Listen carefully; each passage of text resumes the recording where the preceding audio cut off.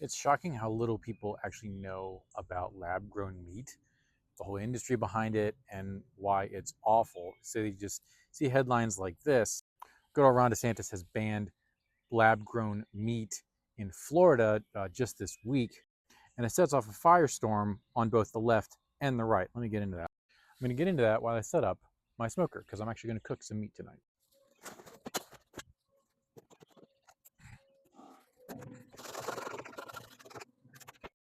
You're going to see a lot of smoke coming out of that in a minute. But while that's going, let's talk about lab grown meat. Okay, lab grown meat. The thing with lab grown meat and people's reaction to it right now is that both the left and the right are taking issue with what Ron DeSantis is doing. They're saying that it's an overreach if they're on the right, and well, people on the left will eat whatever the government says to put in their mouth. So they're just using this as even guys like Sal, the agorist, who is very much not on the left, says the state has no authority to ban lab-grown meat. If you don't like it, don't eat it. In fact, the only thing the state has the authority to do is disband. Well, oh look, see, I promised the smoke. Smoke's coming out. The thing with that take is the state can and should ban certain things. Not all activities are good for people, like meth or stealing, right? These things should have a social consequence that we as a group vote on and approve or disapprove of. And so we make laws to help with law enforcement. And all that is good and fine for a limited government. These are good things that a limited government can do and should do. And then you got Kyla Scanlon, who's very smart, but she's definitely a lefty. Says my hot take is the whole lab-grown meat controversy is another sign that people need more hobbies. Many people eat Dairy Queen Blizzards and those little oatmeal cream pies. Hot dogs are mechanically separated. Turkey, chicken, and pork. It's all basically lab-grown food. Yeah, no, not at all. If you know, she doesn't. Most people don't know what lab-grown meat is. I mean, first of all, you shouldn't be eating oatmeal cream pies and hot dogs and all that other stuff because yeah, you don't want mechanically separated turkey and pork. That's disgusting. But just because something has mechanical process, food has mechanical processes done to it during its creation does not mean it is lab grown. Lab grown meat is something entirely different. Let's see where we're at. Oh, we're at 200 degrees. Let's turn it up a little bit. Perfect. So the thing is, lab grown meat is essentially a slurry of fats and plant proteins and other oils that come from various different places, but it's not anything that's made directly from an animal. Now, there's a lot of animal byproducts that go into lab-grown meat, and mostly lab-grown meat depends on cheap animal byproducts to have ingredients and to do many of its different processes. The big difference with lab-grown meat, number one, is it's incredibly energy intensive to make, like orders of magnitudes more intense to make than just, chickens doing chicken stuff.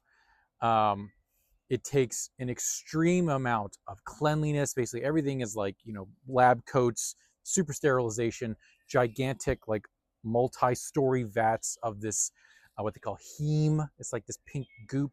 And if like one little tiny bit of bacteria gets inside of the vat that it's all cooking in, all of that goes bad. So it's just incredibly energy intensive. And this is my cat, by the way. Hi, cat.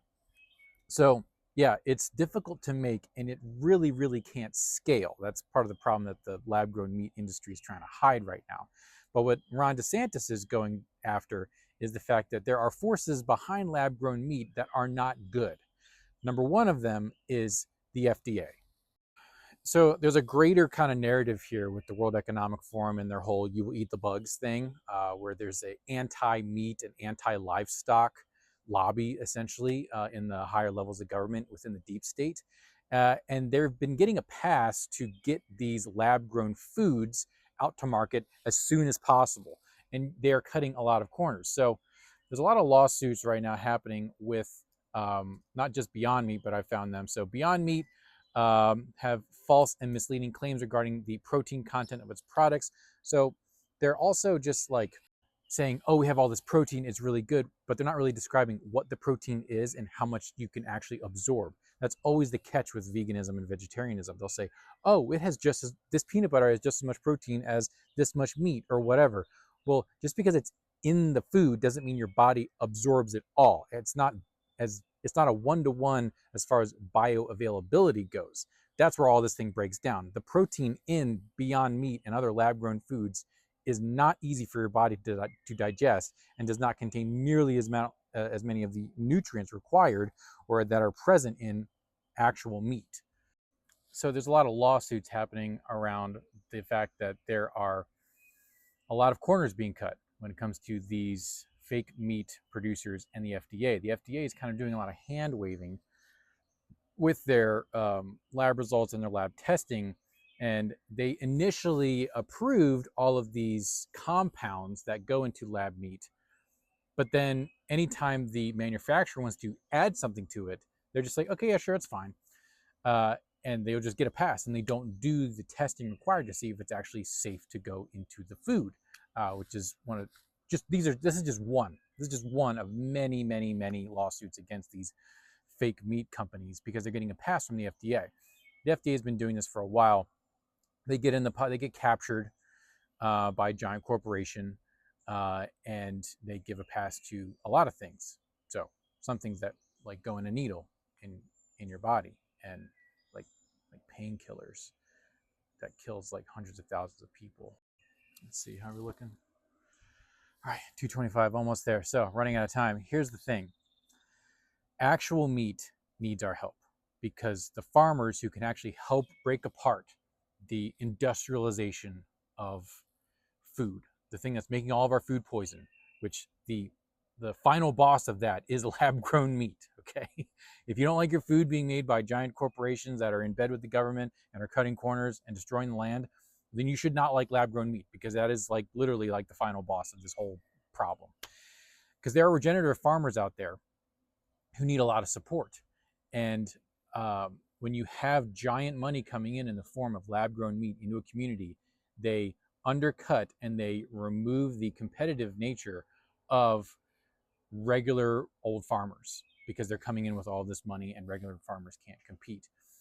The infrastructure required to make good, clean, healthy food has been destroyed intentionally by the government and by big corporations for the greater part of 50 years. And lab grown meat is the tip of the spear on that. For instance, I go to the farmer's market, I get organic and regenerative farming chicken and beef. Well, that farmer who is breaking his back every day trying to provide good beef to people, in order for that beef to get, that cow to get processed, it has to go to a processor. There's so few of those processing plants here in the United States now because of the laws that have been passed backed by these giant corporations. He has to schedule his beef to be processed a year in advance. So yeah, the Florida thing may sound bad. The Florida thing may sound like an overreach, but it's not. It's actually a thumb in the eye of big corpo and big food. And frankly, I'm here for it, and so should you.